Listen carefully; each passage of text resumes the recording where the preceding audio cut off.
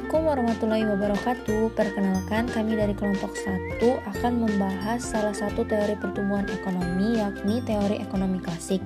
Sebelumnya, perkenalkan kami dari kelompok 1 dengan nama anggota Arsa Mirado, Lesti Mulyani, Muhammad Amarullah, Rani Eka Lestari, Ahmad Disar Al-Rizkal, Winda Agrusa Fitri, Aris Suhendra, Ahmad Kafi, dan Dwi Prasetyo.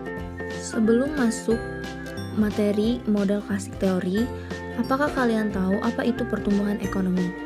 Pertumbuhan ekonomi adalah peningkatan kegiatan ekonomi masyarakat yang menyebabkan kenaikan produksi barang dan jasa atau peningkatan pendapatan nasional. Pertumbuhan ekonomi memiliki beberapa teori. Salah satu teori yang akan kami bahas yaitu teori ekonomi klasik. Teori ekonomi klasik.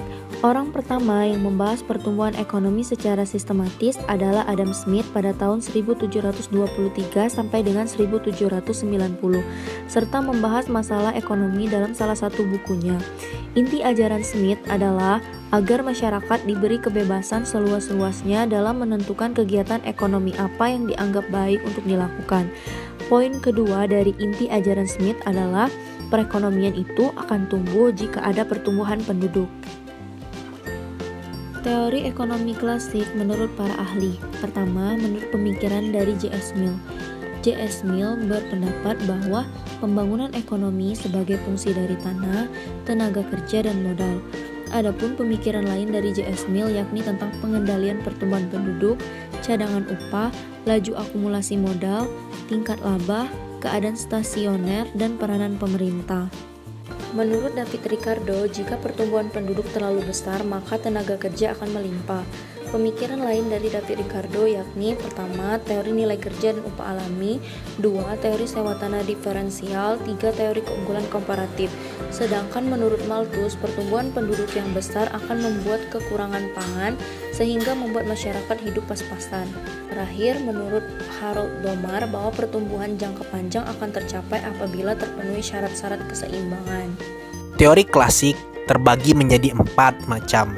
Yang pertama, kebijaksanaan pasar bebas. Kemudian yang kedua, pemupukan modal kunci ke arah kemajuan. Lalu yang ketiga, keuntungan rangsangan bagi investasi. Dan yang keempat, keuntungan cenderung menurun. Yang pertama yang saya akan jelaskan, kebijaksanaan pasar bebas. Para ekonom klasik percaya bahwa pasar persaingan sempurna atau pasar bebas memiliki artian bebas dari intervensi pemerintah.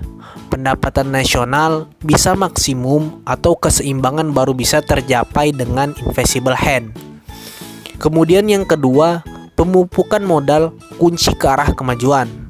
Kebanyakan kaum klasik menganggap bahwa akumulasi modal merupakan kunci kemajuan. Oleh karena itu, mereka sering mengutarakan dalam pendapat mereka mengenai pentingnya jumlah tabungan yang besar. Kaum klasik menganggap bahwa hanya pemilik modal dan pemilik tanah yang mampu menabung. Kelas pekerja tidak mampu menabung karena mereka hanya memperoleh upah alami. Lalu yang ketiga, keuntungan rangsangan bagi investasi. Bagi ekonom klasik, keuntungan mampu merangsang investasi. Keuntungan yang semakin besar mengakibatkan peningkatan akumulasi modal dan investasi. Dan yang terakhir, keuntungan cenderung menurun. Persaingan untuk menghimpun modal antar kapitalis yang meningkat akan mengakibatkan keuntungan yang cenderung menurun. Alasannya menurut Smith adalah karena kenaikan upah disebabkan oleh persaingan antar kapitalis. Sedangkan menurut David Ricardo, upah dan sewa naik karena harga bahan baku sehingga keuntungan cenderung menurun. Penilaian mengenai teori klasik. 1. Mengabaikan kelas menengah. Analisa ekonom klasik lebih mengasumsikan bahwa pembagian kelas dalam masyarakat itu ada 2, yaitu kaum kapitalis, pemilik tanah, dan kaum buruh. Kedua yaitu melalaikan sektor publik. Persaingan sempurna dan lembaga-lembaga milik pribadi merupakan syarat utama bagi pembangunan ekonomi menurut kaum klasik. Ketiga, meremehkan teknologi. Menurut Adam Smith, teknologi menimbulkan pembagian kerja dan perluasan pasar. Keempat, yaitu hukum yang tidak realistis. Pandangan pesimis ekonom klasik berpendapat bahwa hasil akhir pembangunan kapitalis adalah stagnasi didasarkan pada asumsi berlakunya hukum penurunan hasil dan teori kependudukan Malthus. Kelima, pemikiran keliru mengenai upah dan keuntungan. Upah ternyata tidak cenderung menuju ke tingkat hidup minimal.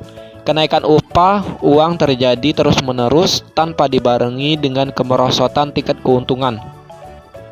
Keenam, proses pertumbuhan yang tidak realistis. Teori klasik mengasumsikan suatu keadaan mandek atau stasioner di mana ada perubahan tetapi di sekitar equilibrium. Kemajuan berjalan mulus dan terus-menerus seperti sebatang pohon. Kesimpulan, pada teori klasik ini lebih menekan kepada masyarakat atau rakyat lebih bisa kreatif dalam mengembangkan perekonomiannya, karena mereka lebih efisien dan tidak serumit apa yang dikembangkan oleh pemerintah. Teori klasik tidak mengikutsertakan campur tangan pemerintah. Pemikiran Smith, setiap manusia memiliki dorongan alami dari dalam diri mereka, self-interest, untuk mendapatkan kehidupan yang lebih baik, karena pada dasarnya mereka memiliki sifat tidak pernah puas atas apa yang mereka capai. Demikianlah materi dari kelompok 1. Terima kasih atas perhatiannya. Wassalamualaikum warahmatullahi wabarakatuh.